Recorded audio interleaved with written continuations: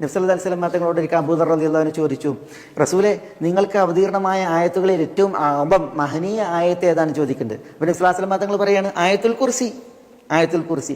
എന്നിട്ട് റസൂൽ സല്ലല്ലാഹു അലൈഹി വസല്ലം തങ്ങൾ പറയുകയാണ്, മസ്സമാവാതുസ് സബ്ഉ ഫിൽ കുർസിയ്യി ഇല്ലാ കഹൽഖത്തിൻ ഉൽഖിയത് ഫീ അർദിൻ ഫലാത്തിൻ.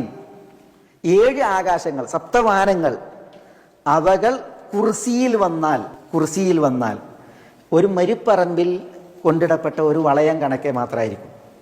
മരുപ്പറമ്പിൽ ഒരു വളയം കൊണ്ടിടപ്പെട്ടാൽ അത്രയാണ് ആരുണ്ടാകുക? കുർസിയിൽ ആര്? സപ്തവാനങ്ങൾ, 7 ആകാശങ്ങൾ.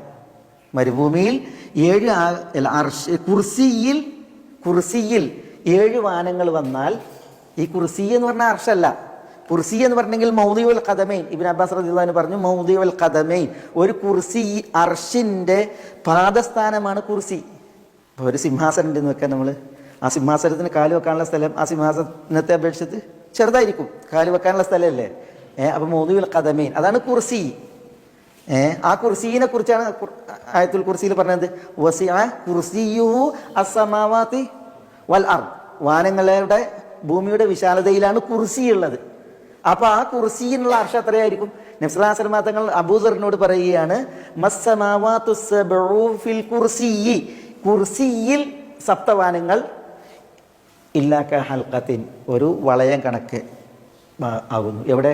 ഉൽഖിയത് ഫീ അർദിൻ ഫലാത്തിൻ, ഒരു വിജനമായ വിശാലമായ ഭൂമിയിൽ ഇടപെട്ട.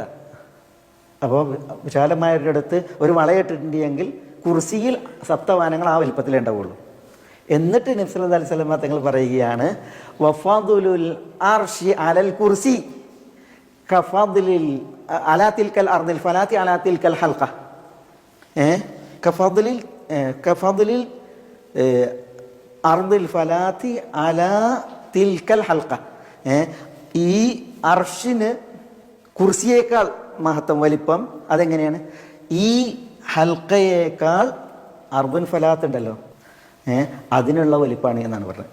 അപ്പോൾ ഒന്ന് ആലോചിച്ച് നോക്കിയേ, അർഷിനെ അപേക്ഷിച്ച് ഈ കുർസി എന്താണ്? ഈ ഹലക്കത്ത് പോലെ, അർദുൻ ഫലാത്തിലൊരു ഹലക്ക ഇട്ടതുപോലെ എന്നാണ്. അപ്പോൾ എത്ര വലിപ്പമായിരിക്കും അർഷ്? സുബ്ഹാനല്ലാഹ്. ആ അർഷിന്മേൽ ഇസ്തിവായിലായ അള്ളാഹു എത്ര മഹനീയനായിരിക്കും! സുബ്ഹാനല്ലാഹ്. അതാണ് പിന്നെ അർഷിനെ സംബന്ധിച്ചിടത്തോളം അർഷിൻ്റെ വലിപ്പം മനസ്സിലാക്കാൻ നബി സല്ലല്ലാഹു അലൈഹി വസല്ലം തങ്ങൾ പറയുകയുണ്ടായത്. അർഷിനെ സംബന്ധിച്ചിടത്തോളം അർഷിന് ചുറ്റും എന്തുണ്ട്? മലക്കുകളുണ്ട്. അർഷിന് ഖവായിമുണ്ട്. ഖവായിം എന്ന് പറഞ്ഞാൽ എന്താ? കാലുകളുണ്ട്. അതുകൊണ്ടാണല്ലോ നബി സല്ലല്ലാഹു അലൈഹി വസല്ലം തങ്ങൾ ഒരിക്കൽ പറഞ്ഞില്ലേ, പിന്നെ നിങ്ങൾ മൂസാ അലൈഹി സ്വലാത്തു വസ്സലാമിനേക്കാൾ എന്നെ മഹത്വപ്പെടുത്തരുത്. പിന്നെ അന്ത്യനാളിൽ പിന്നെ ആളുകളൊക്കെ സാക്കിലാകും. സാക്കിലാകുന്ന പറഞ്ഞാൽ ജീവനറ്റ് വീഴും. എന്നിട്ട് കാഹളത്തിൽ ഊതിയിട്ടുണ്ടെങ്കിൽ പിന്നെ സാക്കിനപ്പുറം പിന്നെ ആദ്യമായി തല ഉയർത്തുക ഞാനായിരിക്കും. ഞാൻ തല ഉയർത്തി നോക്കുമ്പോൾ ഫൈദാ മൂസ ആഖിദും ബിഖായിമത്തിൽ അർഷ്. അപ്പോൾ മൂസ അലൈഹി സ്വലാത്തു വസ്സലാം അർഷിൻ്റെ ഒരു ഖായിമയിൽ പിടിച്ചു നിൽക്കുന്നു എന്നാണ്. അർഷിന് എന്തുണ്ട്? അപ്പോൾ ഖായിമ, അതിന് പിന്നെ ഈ കാലുണ്ട്. വഹിയിൽ വന്ന കാര്യങ്ങൾ നമ്മൾ അതിനെക്കുറിച്ചുള്ളതൊക്കെ വിശ്വസിക്കുക എന്നുള്ളതാണ്.